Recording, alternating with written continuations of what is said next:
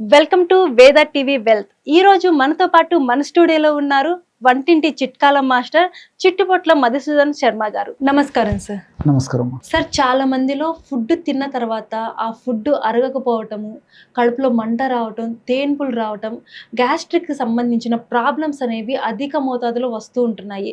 దీనికి కొంతమంది tablets use చేసినా, లేదంటే ఈ పెయిన్ తట్టుకోలేక కొన్ని సాఫ్ట్ డ్రింక్స్ తాగుతూ ఉంటారు. కానీ దీని నుంచి బయటపడలేకపోతూ ఉంటారు.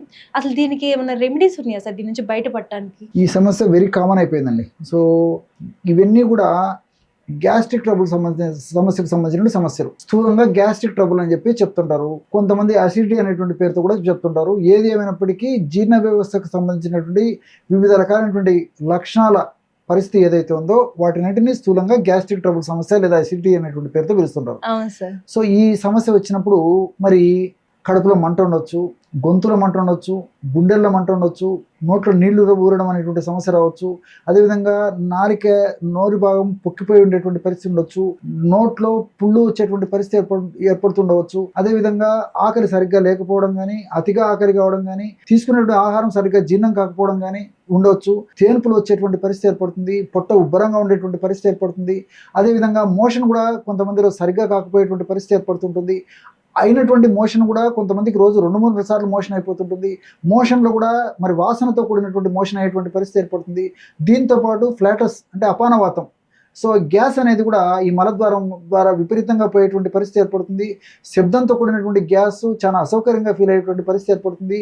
ఈ యొక్క శబ్దంతో కూడినటువంటి గ్యాస్ కూడా మరి దుర్వాసనయుక్తంగా కూడా ఉండేటువంటి పరిస్థితి ఏర్పడుతూ ఉంటుంది. మోషన్లో కూడా చీము, బంక, జిగురు ఇలాంటి వచ్చేటువంటి పరిస్థితి ఏర్పడుతుంది.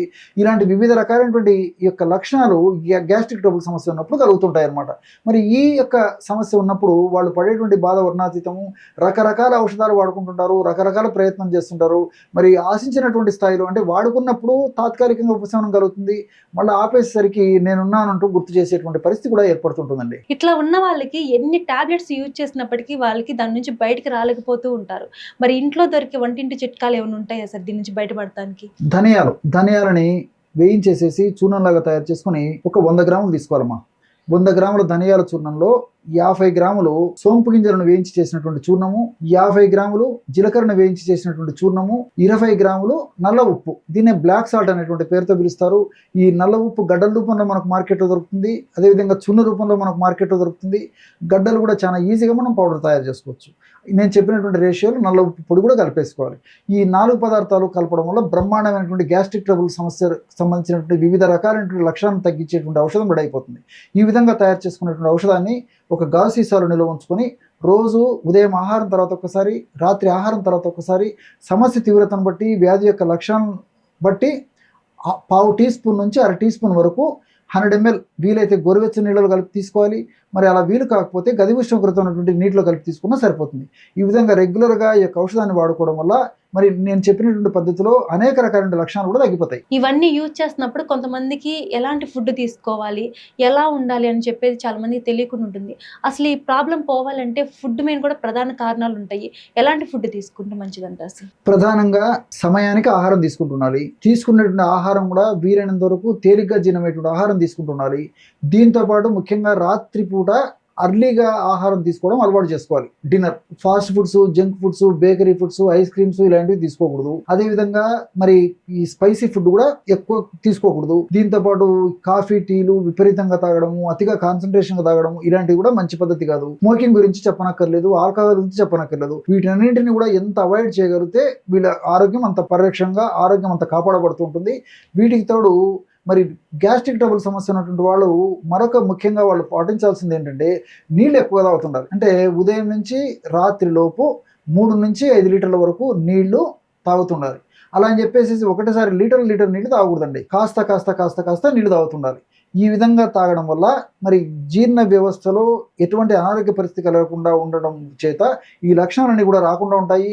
అదేవిధంగా ఈ పద్ధతిలో ఈ యొక్క నీళ్లు నేను చెప్పినట్లు తీసుకున్నట్లయితే లోపల అల్సర్స్ ఇలాంటి ప్రాబ్లమ్స్ రాకుండా ఉండేటువంటి పరిస్థితి ఏర్పడుతుంది. కాబట్టి నీటిని సేవించడం చాలా చాలా ముఖ్యం. అలా అని చెప్పేసి నీటిని సేవించమని చెప్పానని చెప్పేసి చన్నీళ్ళు తాగడం మాత్రం మంచిది కాదండి. సో చాలామంది ఏం చేస్తారంటే ఫ్రిడ్జ్లో ఉన్నటువంటి నీళ్లు తీసుకొని మరి వెంటనే ఆ చల్లగా ఉన్నప్పుడు ఆ నీళ్ళని తాగేస్తుంటారు. అవును సార్. దానివల్ల గ్యాస్ట్రిక్ ట్రబుల్ సమస్య తగ్గకపోగా ఆ సమస్య మరింత జటిలమయ్యేదానికి అవకాశం ఉంటుంటుంది. ఎందుకంటే దానికి కూడా నేను ఒక లాజిక్ చెప్తాను చూడండి. మన పొట్టలో ప్రేవుల్లో సర్టన్ టెంపరేచర్ మెయింటైన్ అవుతుంటుంది. For example 98 or 100 degrees temperature maintain అవుతుంది అనుకోండి. సో ఆ విధంగా ఉన్న టెంపరేచర్లో మనము ఇక చన్నీళ్ళు అందులో పోసేసరికి ఆ చన్నీళ్ళు కూడా మరి మామూలు టెంపరేచర్ కంటే దాదాపు 98 100 డిగ్రీస్ టెంపరేచర్ వచ్చేదాకా పొట్టలోనే ఉంటాయన్నమాట. సో ఈ చాలా టైం తీసుకుంటుంది.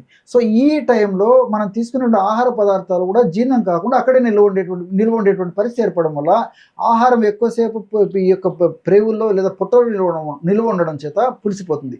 పులిసిపోతే దానికి రకరకాల ఆ యొక్క అనారోగ్యమైనటువంటి పరిస్థితి ఏర్పడేసేసి దానివల్ల ఈ గ్యాస్ట్రిక్ ట్రబుల్ సమస్యలు వస్తుంటాయి. కాబట్టి నీళ్లు తాగేటువంటి విధానం కూడా నేను చెప్పినటువంటి పద్ధతిలో మరి గది ఉష్ణోగ్రత ఉన్నటువంటి నీళ్లు తాగొచ్చు. వేసవి కాలం అయితే కుండలో పోసుకున్నటువంటి నీళ్లు తాగొచ్చు. కానీ ఫ్రిడ్జ్ నీళ్లు మాత్రం మరి నేను చెప్పినటువంటి పద్ధతిలో ఉదయం నుంచి రాత్రి వరకు తాగడం ఏమాత్రం మంచిది కాదు, ఆరోగ్యదాయకం అంతకన్నా కాదండి. ఇంకోటి ఏంటంటే ఈ నీళ్లు తాగేటువంటి విధానం కూడా గమనించాల్సింది ఏంటంటే ఆహారానికి ఒక 15 నిమిషాలు లేదా మ్యాక్సిమం అరగంట ముందు కాస్త నీళ్ళు తాగేసేయాలి. ఆహారం తీసుకునేటప్పుడు మాత్రం ఎటువంటి పరిస్థితుల్లో టోటల్ ఆహారం అంతా ముగిసేంత వరకు కూడా పావు గ్లాస్ కంటే ఎక్కువ తాగకూడదు. అంటే కాస్త నీళ్లు తాగుతుండాల్సిందే కానీ ఎక్కువ నీళ్ళు తాగకూడదు. చాలామంది ఏం చేస్తారంటే ఆహారం ముందే ఎక్కువ నీళ్ళు తాగుతుంటారు. ఇంకా చాలామంది కూడా ఆహారం తర్వాత నీళ్లు తాగుతుంటారు. దానివల్ల కూడా జీర్ణ వ్యవస్థ దెబ్బతినేసేసి ఆహారం సరిగా జీర్ణం కాకపోవడం చేత ఇలాంటి ఇబ్బందులన్నీ కలుగుతుంటాయి. కాబట్టి ఆహారం తీసుకునేటప్పుడు చాలా తక్కువ ప్రమాణంలో నీళ్లు తాగాలి. ఆహారం తీసుకున్న తర్వాత ఒక గంట తర్వాత మళ్ళీ పద్ధతి ప్రకారం కాస్త నీళ్లు తాగుతున్నారు. ఇలాంటి చిన్న చిన్న జాగ్రత్తలు తీసుకోవడం వల్ల గ్యాస్ట్రిక్ సమస్యలు రాకుండా ఉంటాయి. వచ్చినటువంటి సమస్యలు ఇబ్బంది పెట్టకుండా ఉండేటువంటి పరిస్థితి ఏర్పడుతుందండి. Thank you sir. నమస్తే మా. చూశారు కదండి, ఈరోజు మనం అనేక రకాలైన చిట్కాల గురించి తెలుసుకున్నాం కదా. మీకు కనుక ఈ వీడియోస్ నచ్చినట్లయితే లైక్ చేయండి, షేర్ చేయండి, సబ్స్క్రైబ్ చేసుకోండి.